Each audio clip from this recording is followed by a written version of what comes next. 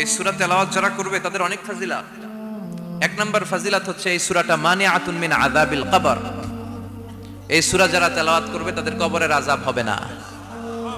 কবরে যাওয়া লাগবে কি লাগবে না? যাওয়া লাগবে না। কার কার হাত তোলেন? একজনও নাই। সবাই কবরে যাবেন। একদিন মাটির ভেতরে হবে ঘর রে মন আমার, কেন বান্ধ দালান ঘর? প্রাণ পাখি উড়ে যাবে পিঞ্জর ছেড়ে, ধরা ধামে সবই রবে তুমি যাবে চলে। বন্ধু বান্ধব যত মাতা পিতা দ্বারা সুত সবই হবে তোমার পর রে মন আমার, কেন বান্ধ দালান ঘর? একদিন মাটির ভেতরে হবে ঘর রে মন আমার, কেন বান্ধ দালান ঘর? চিল্লায় বলেন ঠিক কিনা? যাওয়া লাগবে, কেউ বাঁচতে পারবে না। দাদা চলে গেল, বাবা চলে গেল, মামা চলে গেল, আমারও যাওয়া লাগবে। আরো সেলিব্রিটি চাই, আরো সম্পদের পাহাড় চাই। ব্যস্ত, আমরা মহা ব্যস্ত। এত ব্যস্ততা কিসের? স্টপ, থামেন, অনেক হয়েছে, আন না, বসেন, একটু ভাবেন। দাদা চলে গেল, বাবা চলে গেল, মামা চলে গেল, আমাকেও চলে যেতে হবে। মাঝে মাঝে কবরস্থানে যাবেন, যে একটু দেখবেন এই কবরস্থানে শিশুরা শুয়ে আছে, কিশোররা শুয়ে আছে, আপনার মতো তাগড়া যুবকরা শুয়ে আছে, ওদেরও রক্ত গরম ছিল আপনার মতো। আজ ওরা নাই, সব শেষ। আপনাকেও যেতে হবে। এই কবরে আমাদেরকে যেতে হবেই। কবরের প্রশ্নের উত্তর দিতে হবে। চিল্লায় বলেন ঠিক কিনা? কবরে প্রথম প্রশ্ন করা হবে, মার রব্বুক, তোমার রবের নাম কি? আমাদের রব কে? ওমা দীনুক, তোমার ধর্মের নাম কি? আমাদের ধর্মের নাম কি? বিশ্বনবীর চেহারা দেখিয়ে বলা হবে, এই লোকটাকে তুমি চিনো কিনা? চিনি না আমরা?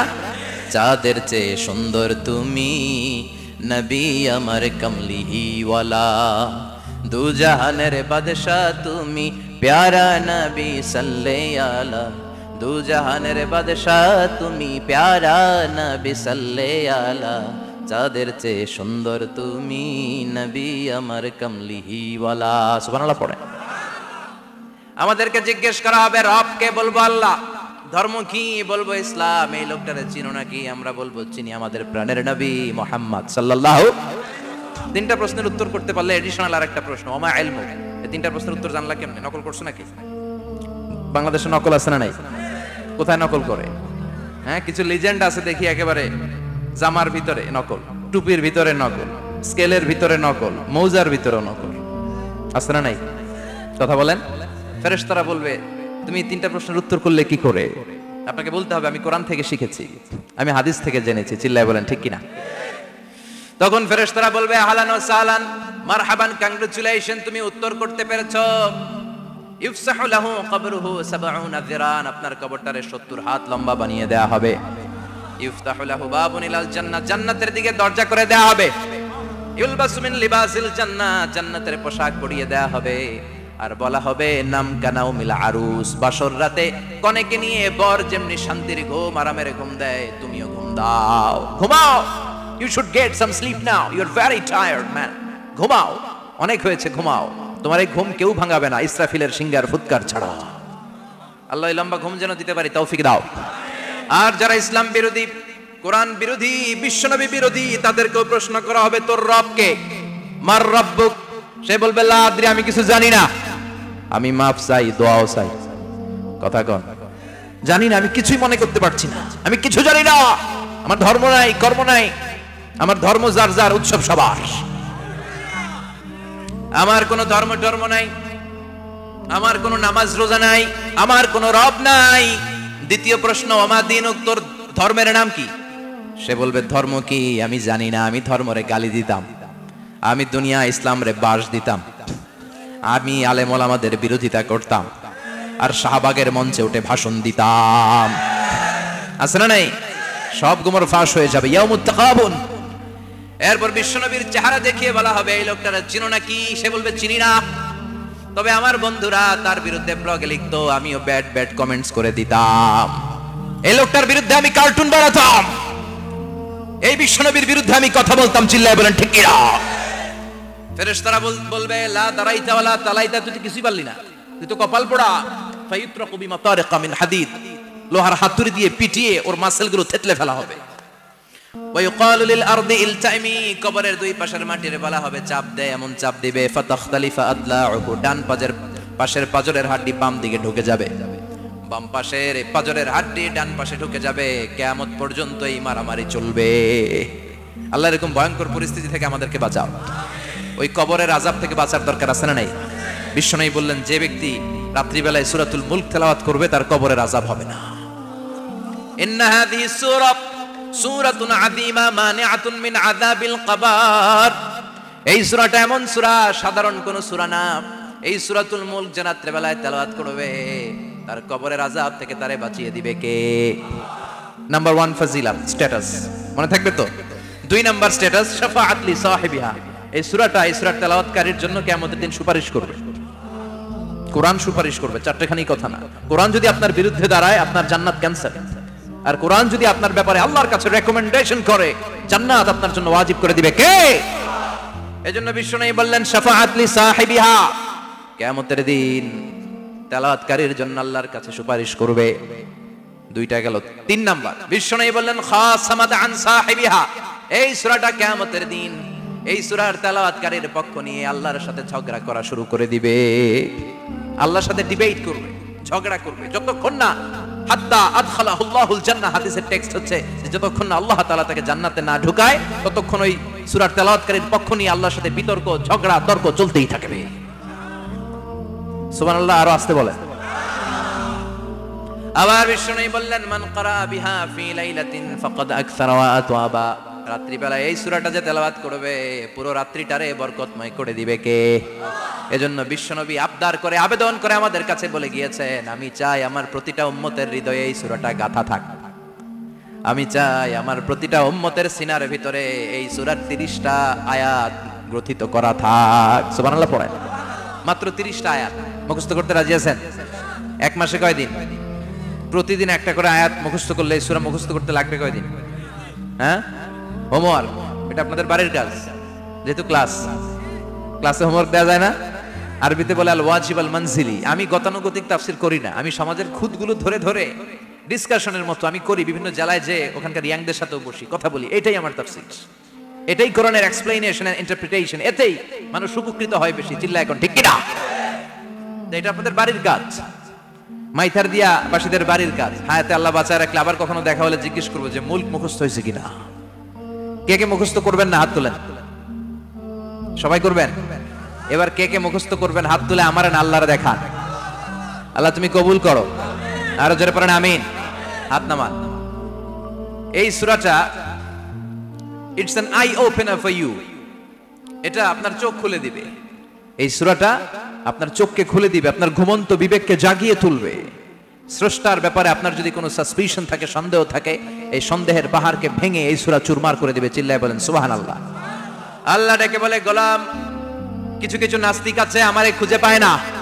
এরকম কপাল পোড়া নাদান নাস্তিক বাংলার জমিনেও আছে না নেই? এরা বলে আনসিন ইজ নাথিং, যেটা দেখা যায় না ওটা মানি না। বলে না, do you see the air in the atmosphere?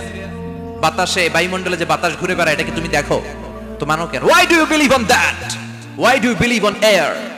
বাতাস বিশ্বাস করছ কেন? কপাল পোড়া নাস্তিকরা বাতাস মানে না। কথা কন। Do you see the bad headache someone feel in his head and he is shouting? মাথার ব্যথায়, মাইগ্রেনের পেইনে যখন কেউ চিৎকার করে তার মাথার ব্যথা দেখা যায়। আমার এখন প্রচন্ড মাথা ব্যথা যদি হয়, আপনারা দেখতে পাচ্ছেন তো। নাস্তিকরা কি মাইগ্রেনের পেইন বিশ্বাস করে না? মাথা ব্যথা বিশ্বাস করে কি করে না? বাতাস বিশ্বাস করে কি করে না? কয় আনসিন ইজ নাথিং, যেটা দেখি না ওটা বিশ্বাস করি না। কপাল পোড়া। আল্লাহ ডেকে বলে, গোলাম আমার সৃষ্টির দিকে তাকা, আকাশের দিকে তাকা, বাতাসের দিকে তাকা, সাগরের দিকে তাকা। সাগরের মধ্যে আমি আল্লাহ আছি না নাই? বিশাল বড় বড় পাহাড়ের দিকে তাকা, ঝর্ণার দিকে তাকা, ঝর্ণার মধ্যে আমি আছি না নাই?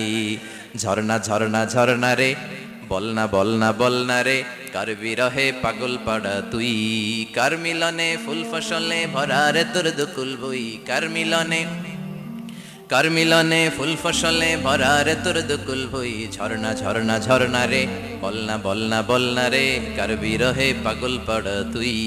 সুবহানাল্লাহ পড়েন। ঝর্ণার দিকে তাকাও, সাগরের দিকে নজর করে দেখো, বিশাল পাহাড়ের দিকে নজর করে তাকাও, ওই পাহাড়ের মধ্যে আল্লাহরে খুঁজে বাবা, চিল্লায় বলেন ঠিক কিনা? এদিন ইমাম আবু হানিফার হাতে হাত রেখে শাহাদা বাক্য পাঠ করেছে, সুবহানাল্লাহ পড়েন। ঝিনুকের ভেতর লুকিয়ে থাকে যেমন মতি, ঝিনুকের ভেতর লুকিয়ে থাকে যেমন মতি, কালমা শাহাদাতে আছে আল্লাহর জ্যোতি, কালমা শাহাদাতে আছে আল্লাহর জ্যোতি, সুবহানাল্লাহ পড়েন। এই জ্যোতি যার হৃদয়ে একবার টাচ করে তার জন্য জান্নাতকে খুলে দেয় কে? এজন্য এই সূরা পড়লে নাস্তিকরা নাস্তিক থাকবে না। নাস্তিকদের জন্য এখানে আল্লাহ মেডিসিন দিয়েছেন, কিছু ডোজ দিয়েছেন, আলহামদুলিল্লাহ পড়েন। এই সূরা থেকে আমরা কিছু সময় কথা শুনবো, শুনতে রাজি আছেন তো? সূরার নাম চিল্লায় বলেন কি নাম? মুলক। মুলক মানে কি? মুলক মানে রাজত্ব, মুলক মানে ক্ষমতা, মুলক মানে পাওয়ার, মুলক মানে কিংডম, মুলক মানে সভরেইনটি। সুবহানাল্লাহ পড়েন। রব্বুল আলামিন বলেন তাবারাকাল্লাযী বিয়াদিহিল মুলকু ওয়া হুয়া আলা কুল্লি শাইইন কাদির, সুমহান সেই সত্তা যার হাতে ক্ষমতা আর তিনি সব বিষয়ে ক্ষমতাশীল। সুবহানাল্লাহ। তাবারাকাল্লাযী বিয়াদিহিল মুলক, মহামহিম সে সত্তা, সুমহান সে সত্তা, বিয়াদিহিল মুলকু, যার হাতে ক্ষমতা। ক্ষমতা কার হাতে? চিৎকার করে বলতে হবে, কার হাতে? নাকি আমাদের হাতে, না সরকারের হাতে, পুলিশের হাতে, র্যাবের হাতে, মাশরাফির হাতে, হিরো আলমের হাতে? ক্ষমতা কার হাতে?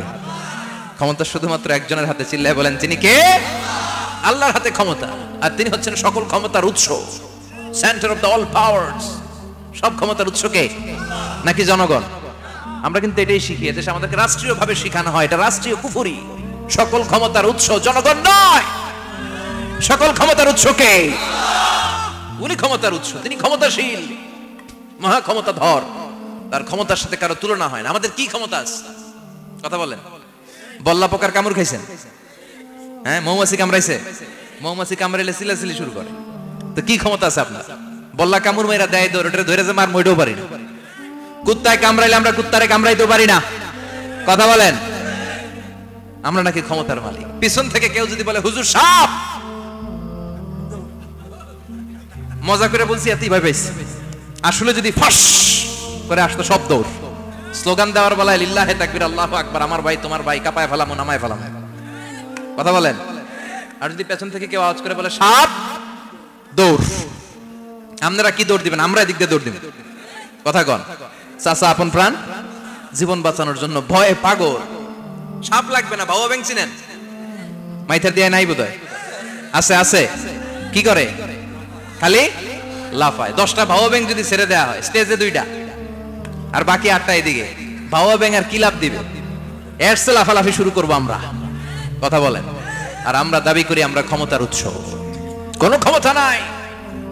একবার ডায়রিয়া হলে 3বার টয়লেটে গেলে আর চেহারার দিকে তাকানো যায় না। কারে মাফ করে দে, আই মরে যাইও, আই হাইতান ন, আছে না নাই? তো পারবেন না কেন? আপনি না ক্ষমতার উৎস, আপনি না ক্ষমতার উৎস। আরে আপনার তো কোনোই ক্ষমতা নাই। খুলিকাল ইনসানু দাঈফা, মানুষকে দুর্বল থেকে দুর্বল করে তৈরি করেছে কে?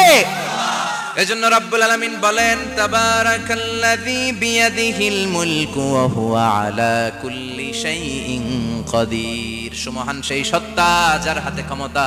চিল্লায় বলেন ক্ষমতা কার হাতে? আমাদের হাতে কোনো ক্ষমতা নাই। আমরা হলাম দুর্বল। আমরা কি? দুর্বলের ঘরের দুর্বল। আমরা যখন জন্মেছিলাম দুর্বল। আমার ছোট্ট একটা মেয়ে আছে, আমি অবাক হয়ে থাকি যে আমিও তাইলে ছোটবেলায় এরকম ছিলাম। না খাওয়ালে খেতে পারে না, পেশাব পায়খানা করে, ঘর নষ্ট করে, বমি করে, দাঁড়াতে পারে না, শুইতে পারে না, লালা পড়তে থাকে, ক্লিন করতে হয়, সব সময় তাকে আল্লাহর আদেশে দেহে ঢুকে, আল্লাহর আদেশে বের হয়ে যায়, ঠিক কি না? এই যে ছোট্ট বাচ্চাটার দেহের ভিতরে যে রুহ ঢুকলো, কে দিল? 120 দিনের আগে মানব শিশুর দেহের ভিতরে কিন্তু রুহের ফুৎকার হয় না। সহিহ বুখারীর বর্ণনা। 40 40 40, 3 40-এ কত? কথা বলেন। প্রথম 40-এ থাকে নুতফা, তারপরের 40-এ হয় আলাকা, তারপরের 40-এ হয় মুদগা, sperm drop, blood clot, and then the little flesh. ছোট্ট নাপাক পানি ছিলাম, শুক্রাণু ছিলাম আমরা। কি ছিলাম? শুক্রও ছিলাম না, শুক্রাণু, শুক্রের অণু। এক ফোঁটা শুক্রের মধ্যে 20 কোটি অণু থাকে। ওই 20 কোটির একটা ছিলাম আমি আর আপনি। সুবহানাল্লাহ। বাড়িতে গিয়ে বললেন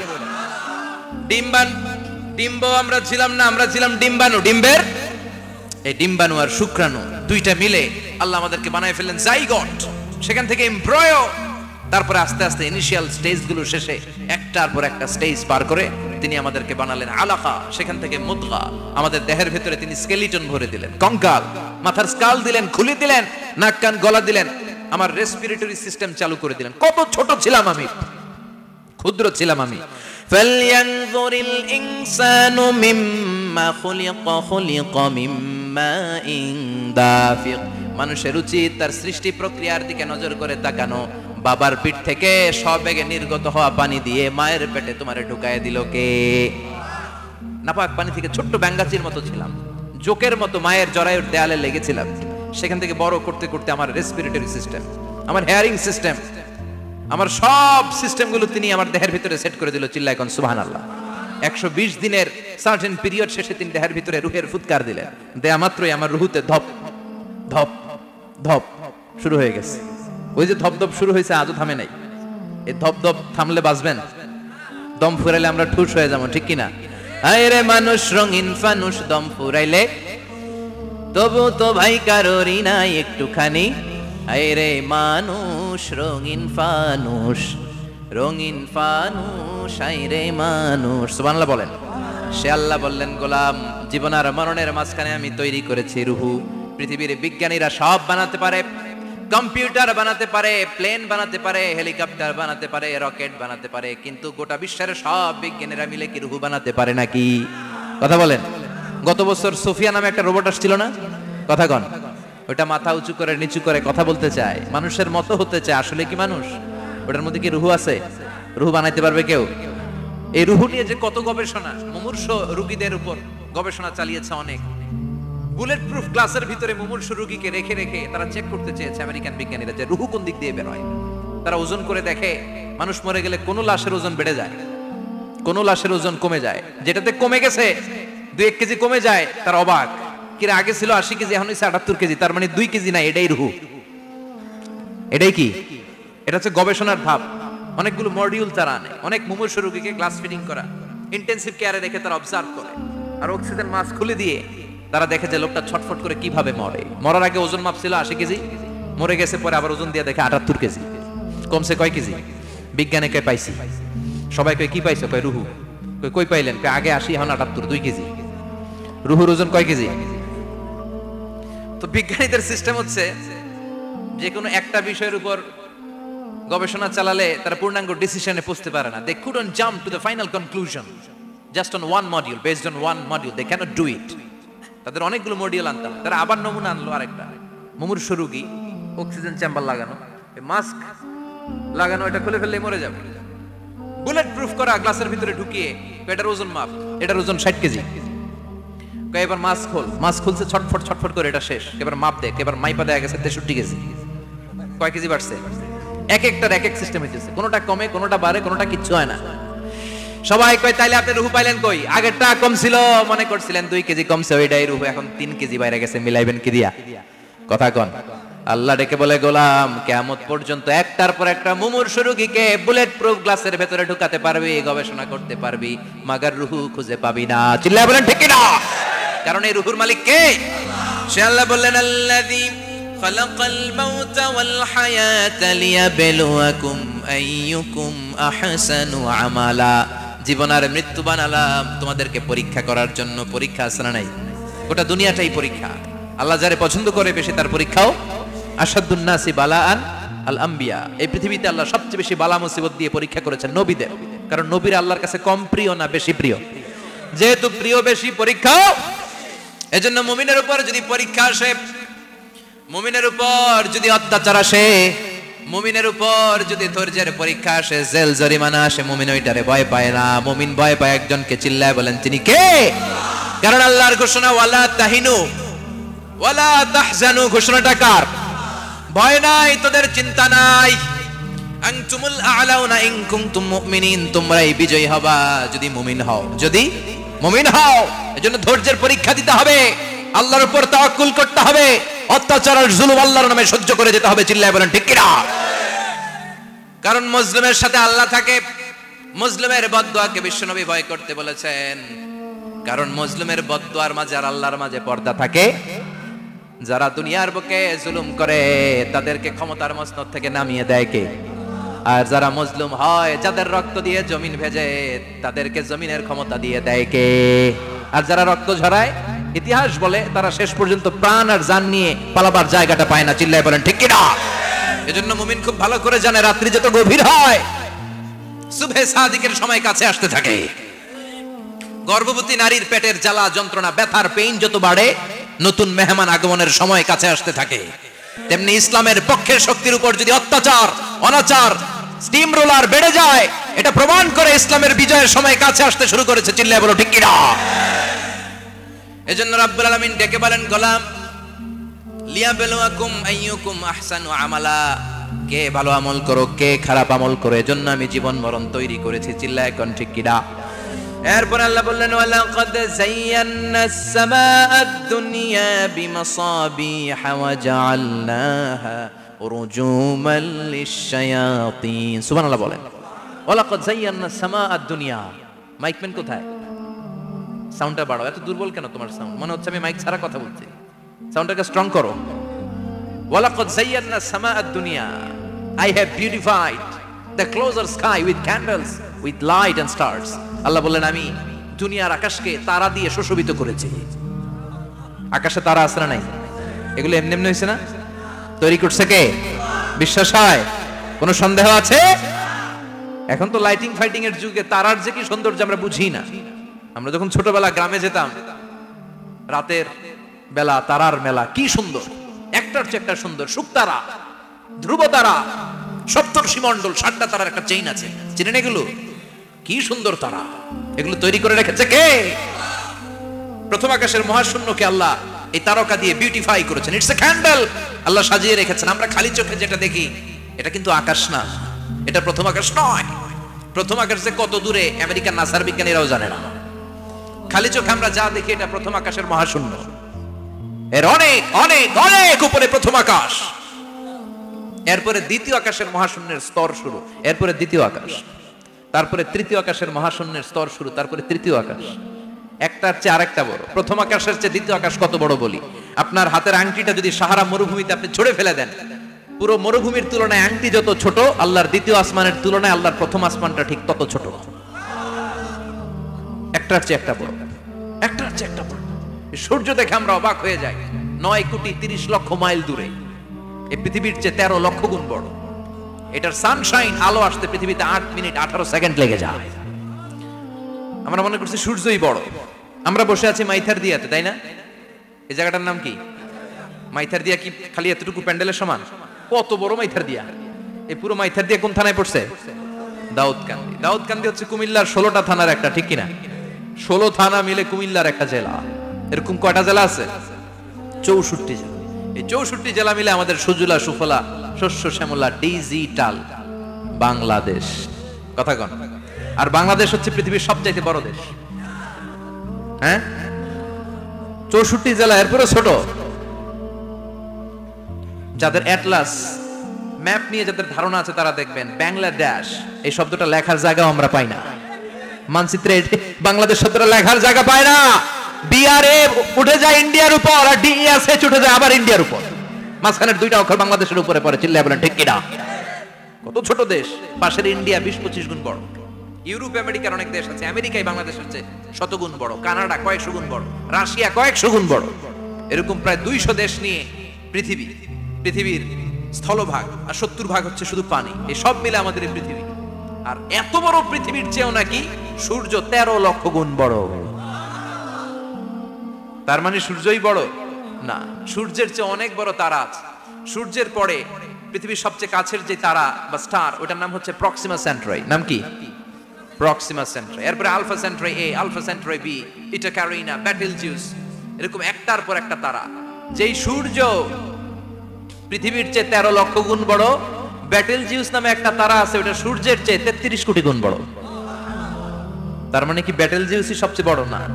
ছোট্ট একটা তারা। এই বেটেলজিউসরে খেয়ে ফেলাইতে পারে এরকম 1000 কোটি গুণ বড় সাইজের তারা আছে না নাই?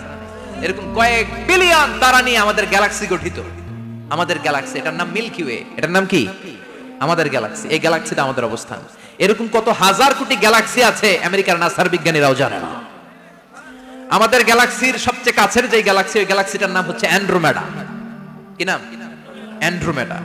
আমাদের গ্যালাক্সি থেকে কেউ যদি কাছের গ্যালাক্সি অ্যান্ড্রোমেডাতে যেতে চায়, তার 2.5 মিলিয়ন লাইট ইয়ার্স সময় লেগে যাবে। কথাটা কঠিন হয়ে গেছে, আমি ভেঙে বলি, তারপরে সুবহানাল্লাহ কই। আমাদের গ্যালাক্সির নাম মিল্কি ওয়ে। মিল্কি ওয়ে থেকে যদি কেউ অ্যান্ড্রোমেডাতে যেতে চায়, কত সময় লাগবে? 2.5 million light year. Light year মানে আলোকবর্ষ। আলোর গতিতে যদি ছোটা যায়, 2.5 মিলিয়ন মানে হচ্ছে প্রায় 25 লক্ষ। তাহলে পৃথিবীতে সবচেয়ে দ্রুতগামী যে বিষয়টা আবিষ্কৃত হয়েছে সেটা হচ্ছে আলো। এই যে লাইট মারলে যে ছোটে, এই লাইট প্রতি সেকেন্ডে 1,86,000 মাইল বেগে ছুটতে পারে। 1 মিনিটে না,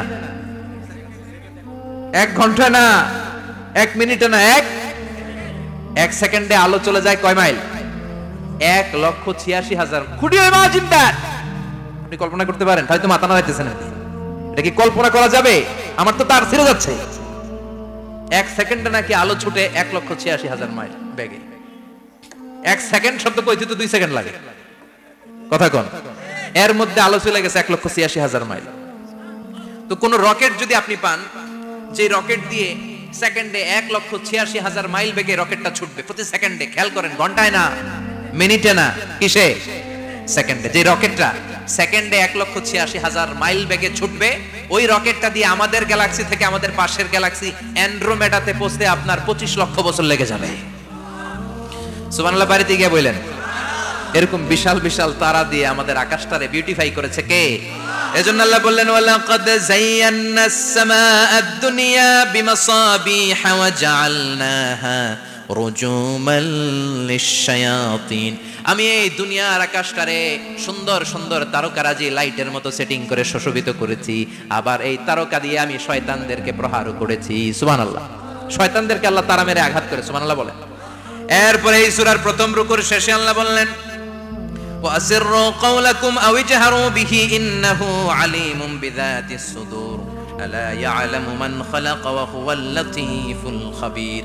আল্লাহ বললেন, ওয়াসিররু কাওলাকুম, তোমরা যদি গোপনে কথা বলো, আও ইজহারু বিহি, কিংবা স্পষ্ট করে বলো, সব শুনে কে? আপনি যেমনি বলেন শুনবে কে? বলেনই নাই, শুধু মনে মনে ভাবছেন, শুনবে কে? সুবহানাল্লাহ কইবেন না? সাত আকাশের উপরে, আরশের উপরে তার অবস্থান, সাত জমিনের নিচে কোনো গোপনতম প্রকোষ্ঠে, কোনো ছোট্ট বাক্সের ভেতরে যদি কোনো পিপিলিকা নীরবে হেঁটে যায়, আল্লাহ বলে আমি ওই পিঁপড়ার হেঁটে চলার পায়ের আওয়াজটাও শুনতে পাই। এজন্য কেউ যেটা শোনে না, শুনে কে? এরপর আল্লাহ বললেন, হুয়াল্লাযী জাআলা লাকুমুল আরদা যালুলান ফামশু ফি মানাকিবিহা ওয়া কুলু মির রিজকি ওয়া ইলাইহিন নুশুর। সুবহানাল্লাহ বলেন। আল্লাহ ডেকে বললেন, গোলাম, তোমাদের জন্য জমিনটারে আমি বিছানা বানিয়েছি। আল্লাযী জাআলা লাকুমুল আরদা ফিরাশা, জমিনটারে বিছানা বানিয়েছে কে? এই বিছানার মতো সমতল জমিন দিয়ে তোমরা হেঁটে বেড়াও, চলে বেড়াও, হেলে দুলে পড়ার সুযোগ নাই, ঠিক কি না? এই যে মাইথার দিয়ার আজকের যে ময়দান, এটা যদি বিছানার মতো সমান না হয়তো বসতে পারতেন? কথা কোন? এই ময়দানের প্যান্ডেলের এদিক দিয়ে উঁচা, এদিক দিয়ে গর্ত, এদিক দিয়ে নিচা, এদিক দিয়ে খাড়া, কেমন হইতো? কথা কোন? কেউ আমার দেখতো, কেউ দেখতো না, কেউ দাঁড়াইয়া, কেউ বৈশা, আছে না নাই? কিন্তু জমিনটারে সমতল বানালো কে? আপনি যদি বিমান থেকে যদি আপনি দেখেন, বিমানের গ্লাস দিয়ে, জানলা দিয়ে যদি আপনি নিচের দিকে তাকান, আপনি দেখবেন মনে হবে পুরো জমিনটাকে আল্লাহ সবুজ কার্পেট দিয়ে কার্পেটিং করে রেখেছে। এই সৌন্দর্য দিয়েছে কে? আবার রব্বুল আলামিন বলেন, জমিনটারে সমান দেখে, কার্পেটিং দেখে মনে করো না তোমরা বেঁচে গিয়েছো। আমার দেয়া বিধান আমার জমিনে যদি কায়েম করতে না পারো, এই কার্পেটিং করা জমিনের ভেতরে আযাব আছে না নাই? এই পুরো জমিনের ভেতরে আছে আগুন আর আগুন। আগ্নেয়গিরির অগ্নুৎপাত জ্বালামুখে বিস্ফোরণ করে দিয়ে গোটা বিশ্বটারে মুহূর্তে মেসাকার করে দিতে পারে কে? এজন্য আল্লাহ ডেকে বললেন, গোলাম, আমিনতুম মান ফিস সামাই আন ইয়াখসিফা বিকুমুল আরদা ফাইদা হিয়া তামুর। তোমরা কি ভেবেছো নাকি বেঁচে যাবা? আমি চাইলেই পুরো জমিনটারে কাঁপিয়ে দিতে পারি। আন ইয়াখসিফা বিকুমুল আরদ, খাসাফ মানে ল্যান্ডস্লাইড। খাসাফ মানে কি? ল্যান্ডস্লাইড, ভূমিধস, ভূকম্পন, আর্থকোয়েক, আছে না নাই? বাংলাদেশে তো ভূমিকম্প হয় না, না? টের পাইছেন? মাঝে মাঝে মাঝরাতে হয় না? 3টার দিকে নিজেই দৌড় দিব না বাচ্চারা লইয়া দৌড় দিব, লুঙ্গি পইরা দৌড় দিব না লুঙ্গি ছাড়া দৌড়াম? কথা কর। এই ভূমিকম্প আছে না নাই? আল্লাহ বলে, মনে করো না জমিনটা সমতল, কার্পেটিং করে দিয়েছি, এই কার্পেটিং এর ভিতরেও আগুনের তলা আছে না নাই? আবার আল্লাহ বললেন, আমিনতুম মান ফিস সামাই আন ইউরসিলা আলাইকুম হাসিবা। নিচে যেমনি কার্পেটিং করা জমিনের ভেতরে অগ্নুৎপাত রেখে দিয়েছি, মাথার উপর থেকে আযাব দেওয়ার সুযোগ আছে না নাই? চাইলে আল্লাহ অগ্নি বৃষ্টি দিতে পারে, আগুন বৃষ্টি দিতে পারে, থান্ডার বজ্রপাত দিতে পারে। আপনারা লূত আলাইহিস সালামের কওমের নাম শুনেছেন? তারা হোমোসেক্সুয়ালিটি, সমকামিতা করত। ফলে আল্লাহ তাআলা বিশাল এক চিৎকার মেরে সাইয়েদনা জিবরাইলের মাধ্যমে পুরো জমিনটা শেষ করে দিলেন। ফাজআলনা আলিয়াহা সাফিলাহা ওয়া আমতারনা আলাইহিম হিজারাতাম মিন সিজিল। তাদের অপকর্মের কারণে জর্ডানের ওই এলাকাটাকে আল্লাহ বললেন, জিবরাইল এলাকাটারে হাতে তুলে নে, আকাশের উপরে তুলে পুরো এলাকা সহ মানুষ সহ জমিনের মধ্যে গেড়ে দে। জমিনের নিচের মাটি উপরে নিয়ে গেল কে? উপরের মাটি নিচে নিয়ে গেল কে? পুরো জায়গাটা এখন ডেড সি হয়ে গেছে। কি সি? ডেড সি নাম শুনেন নাই বোধহয়? আজকে শুনে রাখেন, এটারে বলে মৃত সাগর। এটা গজবের জায়গা, ওখানে মানুষও ডুবে না। লবণের ডেনসিটি, সল্টের ডেনসিটি এত হাই, এই পানির মধ্যে এত গজব, এর মধ্যে কোনো মাছ জন্মায় না, চিংড়ি জন্মায় না, কাঁকড়া জন্মায় না, ব্যাং হয় না, শ্যাওলা হয় না, কিচ্ছু বাঁচে না। এটা গজবের জায়গা। চিল্লায় বলেন ঠিক কিনা? যে আল্লাহ জর্ডানের এলাকাটারে ধ্বংস করে দিল, ওই আল্লাহ আজও আছে না নাই? এই জন্য নিজ দিয়ে তিনি যেমনি আযাব দিতে পারেন, ভূমিকম্প দিতে পারেন, জলোচ্ছ্বাস দিতে পারেন, উপর থেকে তিনি শিলাবৃষ্টি দিতে পারেন কি পারেন না? মাইথার দিয়ে কখনো শিলাবৃষ্টি হয়েছিল? হ্যাঁ, ফসল ক্ষেত শেষ করে দেয় না? ছাগল টাগল মরে যায়। ছাগল যদি ইয়েতে থাকে ক্ষেতের মধ্যে, বড় শিলা মাথায় পড়লে শেষ, মানুষও শেষ, টিনের চালও শেষ। কথা কন। এরপরে আল্লাহ যদি উল্কা বৃষ্টি পাঠায়, উল্কা যদি পড়ে, কই যাবেন? কোথায় যাবেন আপনি? উল্কা চিনেন? মহাশূন্যে বিশাল পাথরের খণ্ড ঘর্ষণ খেয়ে পৃথিবীর ভেতরে ঢুকে যায়। এই পৃথিবীতে সবচেয়ে বড় উল্কাপিণ্ড পড়েছে সাউথ আফ্রিকা। সাউথ আফ্রিকার একটা সিটি আছে, হোবা সিটি। এই হোবা শহরে 60 মেট্রিক টন ওজনের একটা উল্কা পড়েছিল, যেখানে পড়েছে পুরো জায়গাটা বিশাল খাদ হয়ে গিয়েছে। এরকম একটা উল্কা যদি এখানে পড়ে আজকে, বাঁচার উপায় আছে?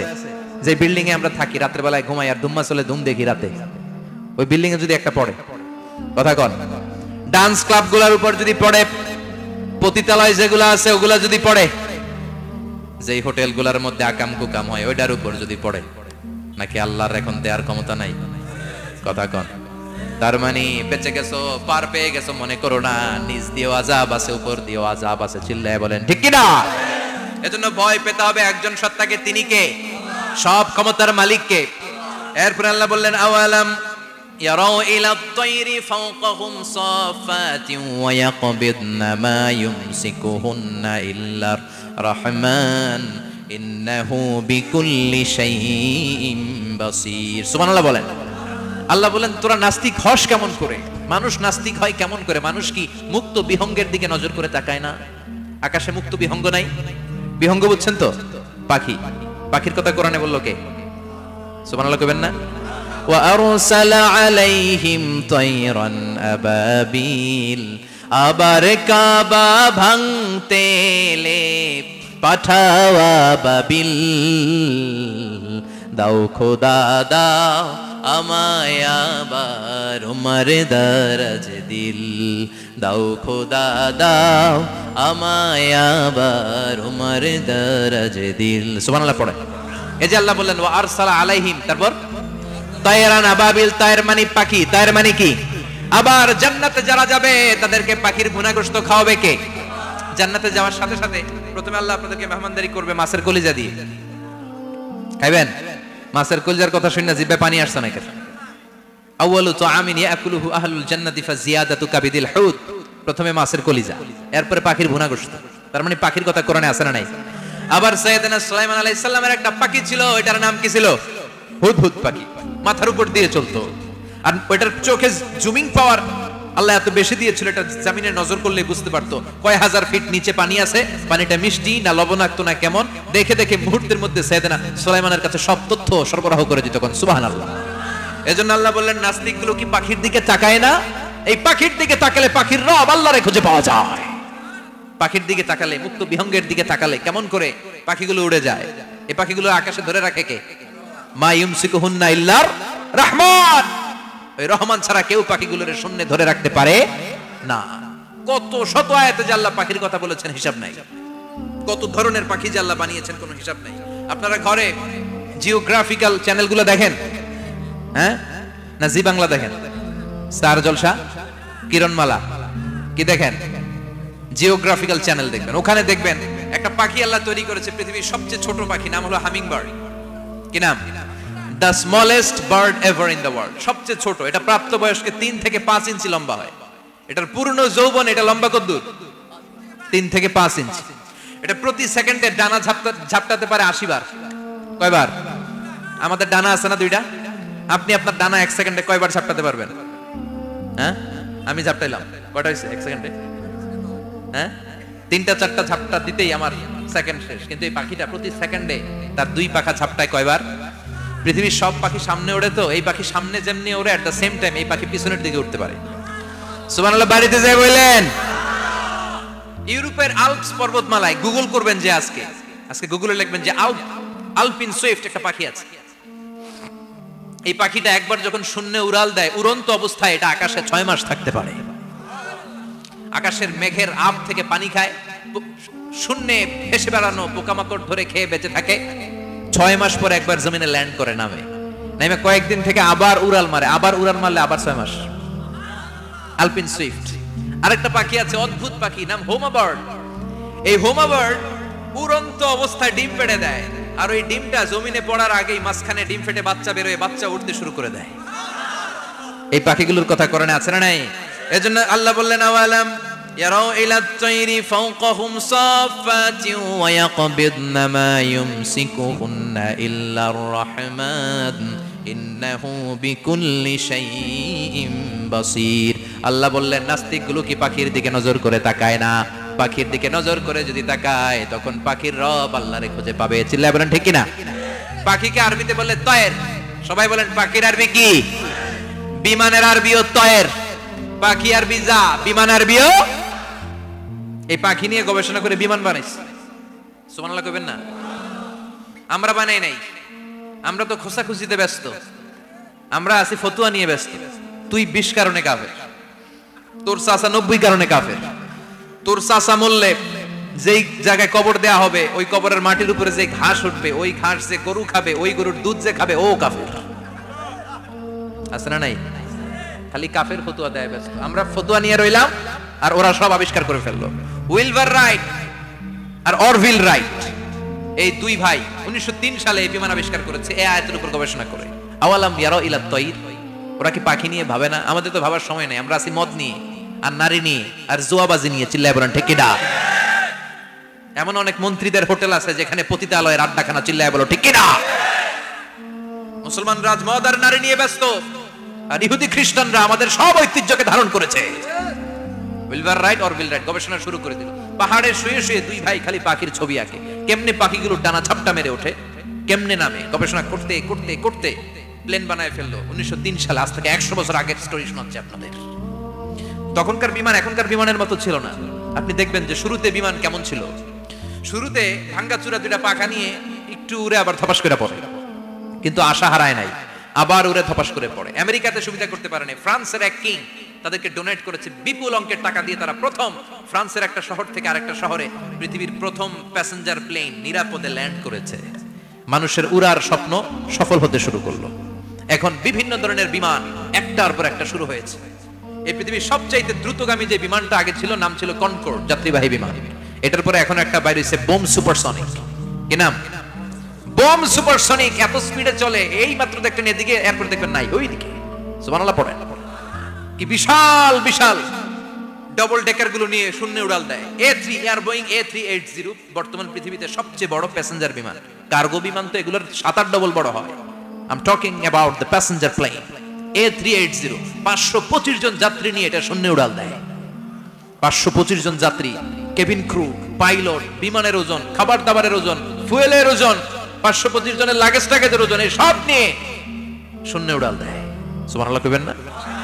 এই বিমান আবিষ্কারের আগ পর্যন্ত গোটা বিশ্বব্যাপী সব দেশে দেশে ছিল সেনাবাহিনী আর নৌবাহিনী। বিমান আবিষ্কার হওয়ার সাথে সাথেই শুরু হয়ে গেল বিমান বাহিনী, এয়ার ফোর্স, মিলিটারি।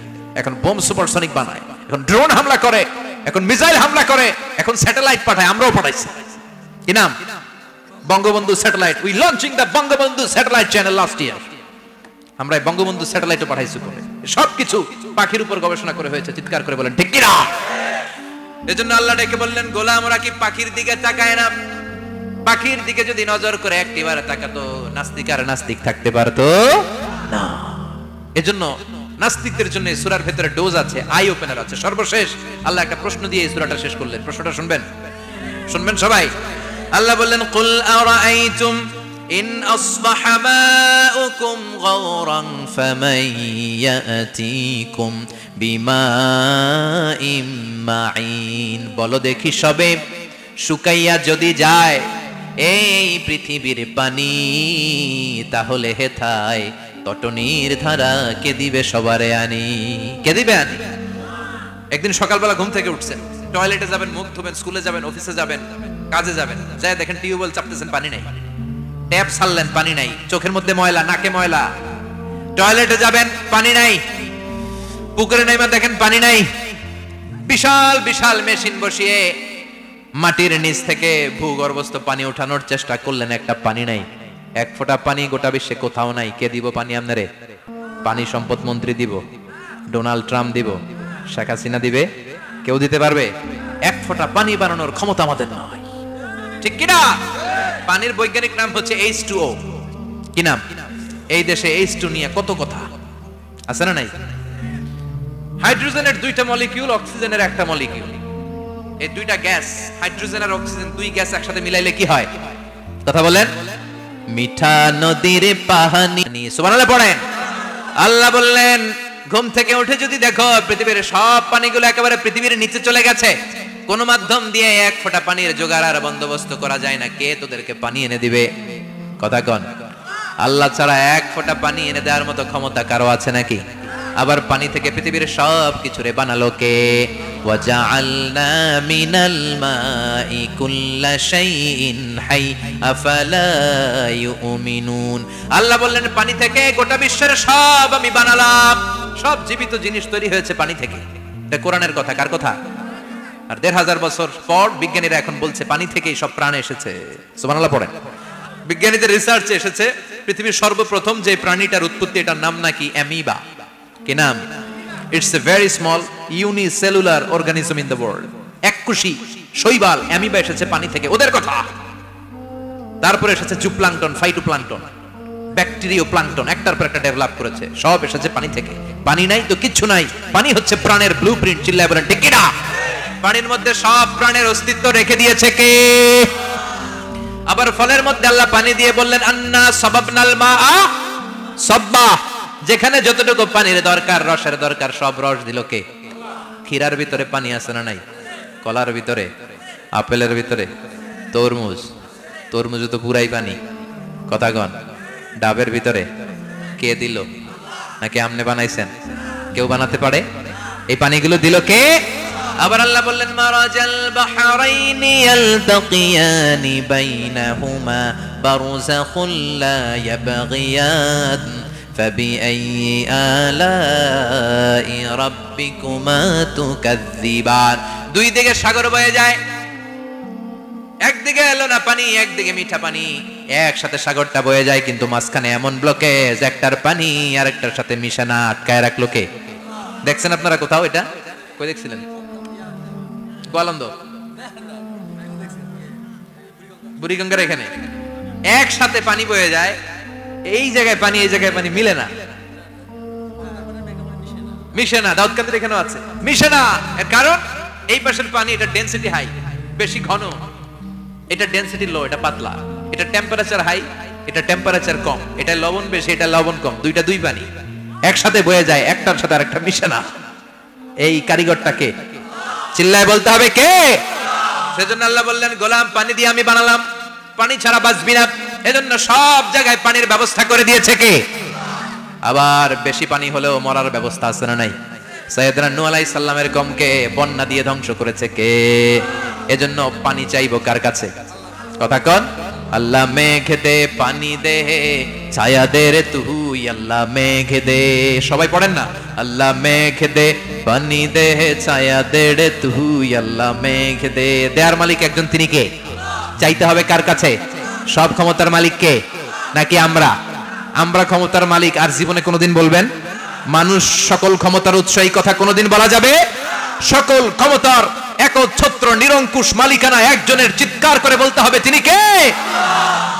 বিপদে আপদে সবসময় আমরা তার কাছে চাইবো, তার কাছে ফিরবো। আল্লাহ আমাদের সবাইকে কথাগুলো বুঝার ও আমল করার তৌফিক দান করুন। আর জোরে পড়েন আমিন। যতগুলো কথা বললাম কোরআন সুন্নাহর আলোকে বলেছি, বানিয়ে কিছু বলি নাই।